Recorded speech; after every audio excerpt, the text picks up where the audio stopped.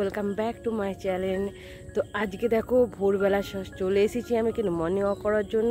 তো 5:30টার সময় এসেছিলাম, তখন কিন্তু অনেকটাই অন্ধকার মতন ছিল। তো এখন 6টার মতন বাজে, আর দেখো কত সুন্দর লাগছে গ্রামের এই পরিবেশটা, আর চারিদিকে কুয়াশা, ঠান্ডা হাওয়া, বেশ কিন্তু ভালো লাগছে। বাট এখন আর হাঁটবো না, তো চল এখন বাড়ি যাই। তো এখন কিন্তু বাজে 6:30টার মতন। এখন ফুলগুলো ভালো করে ফোটেও নি, আর এই সাদা জবা ফুলগুলো কিন্তু একটু বেলাতেই ফোটে। আর এই যে আমার এখানে সব জামা কাপড় শুকনো করতে দেওয়া হয়ে গেছে, যেহেতু জিম থেকে কালকে এসেছিলাম, সব কেচে দেওয়া হয়েছিল। আর সকালে আমি আজকে তাড়াতাড়ি উঠেছি বলে ভেবেছিলাম যে আজকে পুজোটাও করে নেব। সকালে উঠলে বেশ ভালো লাগে, আমি স্নান টান করে নিই, পুজো টুজো করে নিই, তারপর আমার ভালো লাগে, পুরো রিল্যাক্স হয়ে যায়। তো এখনও স্নান করেছি, আবার কিন্তু 11টার সময়ও আমি করি, আমার ভালো লাগে না তখন। তো চল পুজোটা সেরে নেওয়া যাক। তো 7টা বাজে, আর আমার কিন্তু পূজা করা কমপ্লিট হয়ে গেছে।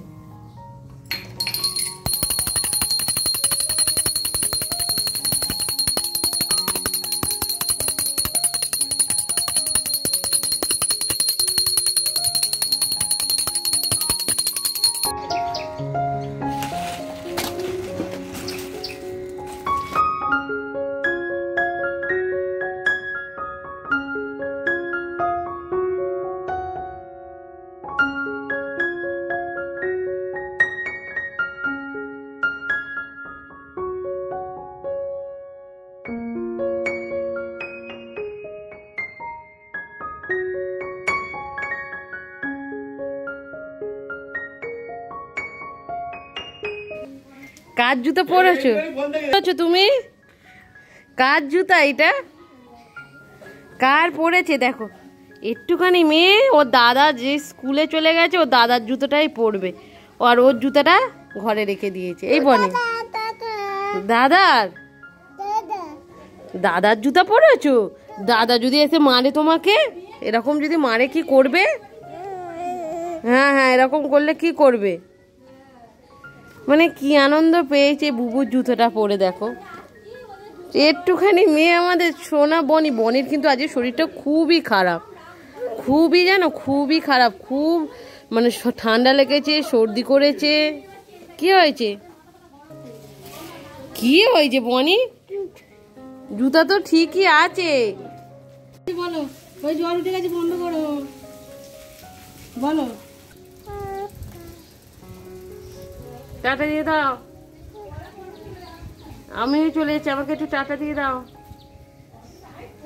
এই বনি, ওই বনি, দাদা কই? হ্যাঁ পাপা। আর দেখো কি জোরে হাওয়া চালাচ্ছে, দেখো কি হয়েছে বনি। তো এখন কিন্তু বাজে দুপুর 2টো, আর 2টোর সময় দেখছি পুরো অন্ধকার হয়ে এসেছে। আর কারেন্ট তো আমাদের ডিবিসি লাইন, সেটা তো তোমরা সবাই জানো, বারবার বলি। তো কারেন্ট তো চলে গেছে, বাইরে জাস্ট বেরিয়ে দেখছি পুরোটাই অন্ধকার। তো এত জোরে বৃষ্টি আসবে আশা করতে পারিনি। আর এখন তো মনে হচ্ছে আমি যেতেই পারবো না জিমে। কি করে যাব জিমেতে, এত বৃষ্টি আর যা গুড়মুড় করছে আকাশটা, দেখলে কিন্তু সত্যি ভয় লাগবে। তো আমরা কিন্তু ফ্রিজের প্লাগ, মানে ফোনের সব চার্জার সব কিন্তু খুলে রেখে দিয়েছি, কোথায় কি হবে বলা যায়।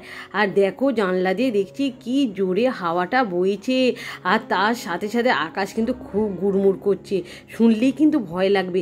আর বাইরেটা এত অন্ধকার, ঘরের ভিতরটা কিন্তু পুরোটাই অন্ধকার, আর কারেন্ট নেই, কি অবস্থা।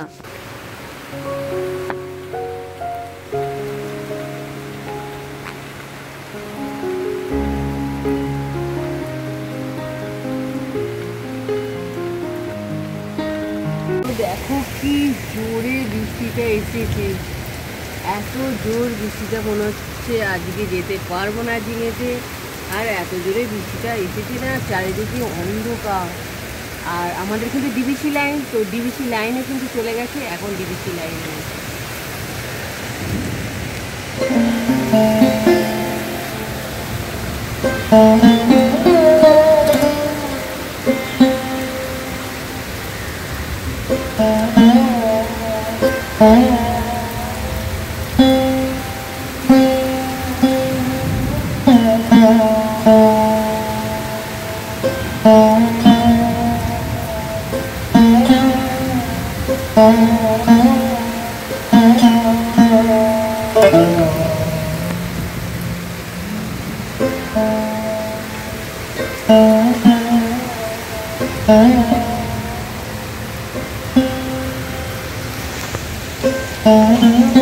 অবশেষে কিন্তু আমি জিমেতে পৌঁছতে পেরেছি। যা বৃষ্টি পেরিয়ে জিমে যাওয়া মুখের কথা নয়। আমাদের বাড়িটা যা ভিতরে, তোমরা তো সবটাই জানো, আমাদের বাড়িটা অনেকটাই মেন রোড থেকে ভিতরে, তাই জিমেতে বৃষ্টি পড়ছিল, তারপরে যে আমি যেতে পেরেছি জিমেতে, তো সেইটা আমার কাছে অনেকটা সৌভাগ্য।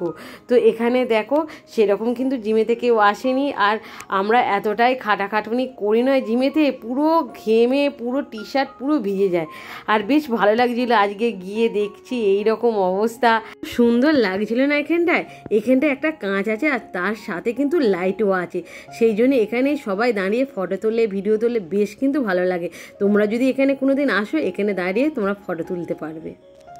এই সবেমাত্র আমি জিম থেকে এলাম, তো আজকে এতটাই পরিমাণে বৃষ্টি হচ্ছিল, ভেবেছি আজকে জিমে যেতেই পারবো না। তোমরা দেখেছো কতটা বৃষ্টি হচ্ছিল, বাট ওরা সব চলে গেছিলো, আমার এতই যেতে ইচ্ছা করছিল।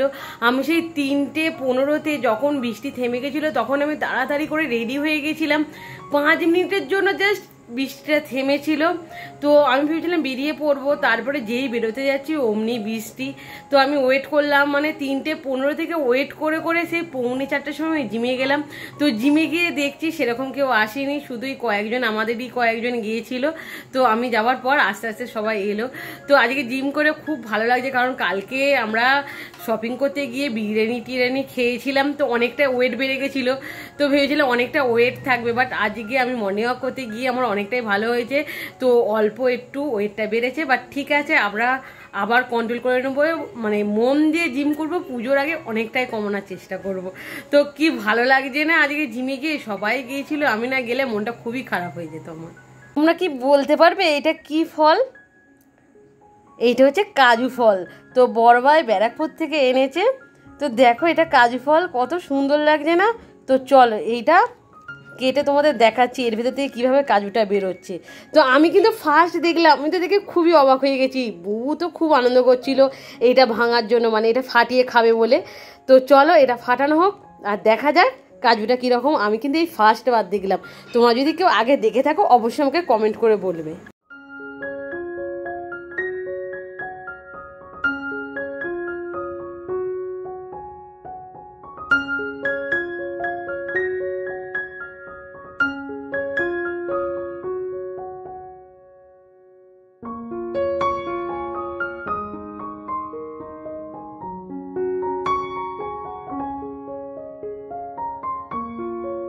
তো এখানে অবশেষে ভাঙতে পেরেছে ফলটা, আর তার ভিতর থেকে এরকম কাজু বেরিয়েছে। তো গোটা বের করতে পারেনি, আর ভাজা ছিল বলে এত সুন্দর টেস্ট ছিল না, খুব ভালো ছিল খেতে আর দারুণ লাগছিল। এখানে দেখো দিদি কিন্তু জুতো এনেছিল।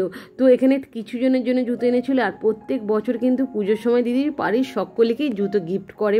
তো দিদির জুতোটা কিনতে খুব ভালোবাসে, আর দিদির কিন্তু আনজাত খুব ভালো। এই যে এইটা বুবুর তার এনেছে, তো ও আনজাত করে ঠিক যায় আর ঠিক কিন্তু আনতে পারে। মানে তুমি যদি একটা সদ্যজাত বাচ্চারা যদি একটা জুতো আনতে বলো না, দিদি ঠিক আনজাত করে আনবে। মানে দিদি যেই থেকে চাকরিটা পেয়েছে সেই থেকেই কিন্তু দিদির বাড়ির সকলকেই জুতো পরায়, মানে পুজোর সময় হলে দিদি সবাইকে জুতো এনে পরায়। তো আমার জুতো 2 দিন আগেই এনে দিয়েছিল। তো তোমাদের কাছে সেটা রিভিউ আমি দিতে পারিনি, অবশ্যই তোমাদের কাছে আমি রিভিউটা দেবো। আর কালকে আমি মলে গিয়ে কি কিনেছি সেইটাও কিন্তু তোমাদের দেখাবো। তো চলো ভিডিওটা আমি এখানেই রাখছি। ভিডিওটা তোমাদের যদি ভালো লাগে অবশ্যই লাইক শেয়ার কমেন্ট করতে ভুলবে না। আর তোমাদের কমেন্ট কিন্তু আমার খুবই ভালো লাগে, অবশ্যই আমাকে কমেন্ট করে বলবে আমার ভিডিওটা তোমাদের কীরকম লাগছে। আর এই যে বুবুর জুতো দেখো, আমি যেটা বলেছিলাম দিদি আনজাত করে কিনে